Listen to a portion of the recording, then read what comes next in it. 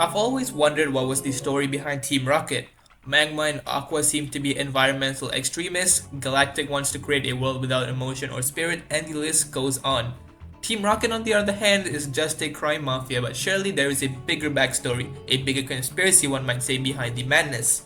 Well, today, I'm gonna be playing Pokemon Rocket Edition, where I play as a Team Rocket grunt and see how the Kanto events transpire in the eyes of Team Rocket. Before we begin, make sure to like the video and subscribe, as only less than a percent of you guys are subscribed, so it would mean the world to me if you hit that red button. I get some much needed prologue where I discovered the origins of Team Rocket. There seems to have been a war between Kanto and Johto, and Kanto lost. The post-war government, the Indigo League, has been widely unpopular among the Kantonian residents, and to rebel, multiple street gangs were formed, the biggest of which was Team Rocket. We get greeted by Admin Petrol, who conducts a brief on our next mission.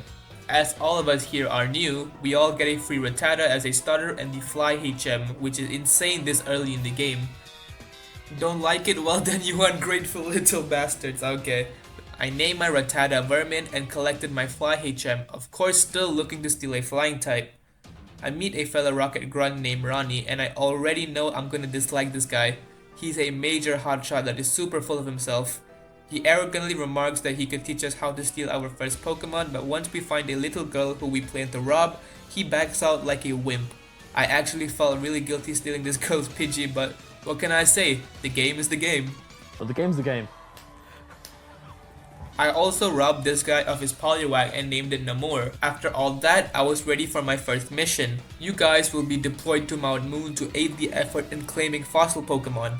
We have hired a scientist to search for them, and all you grunts have to do is to support the search for the fossils and make sure to scare any trainers that could interfere in our business. I did as I was told, exploring and searching around before I heard some crazy news.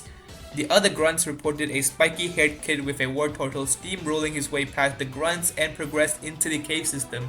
Of course, Ronnie is skeptical of all this, and he even asked me whether I was scared of this kid trainer, to which I replied yes. In universe, I might not know who this character is, but in real life, knowing what I know, his name rhymes with glue. Anyhow, I was able to find the scientist who had already located 2 fossils alongside Ronnie.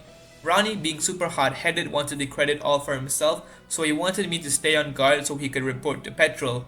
We also inquired about the spiky-haired kid, to which the scientist replied saying he did walk past. As Ronnie went ahead to report to Petrol, I realized my fate and what was gonna happen to me.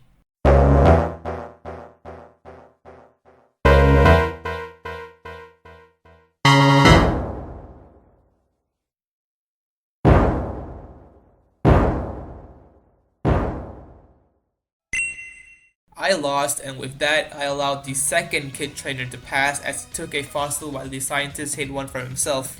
I think Petrol pretty much sums up the sentiment that Team Rocket is going through by saying, Jesus Arceus Christ.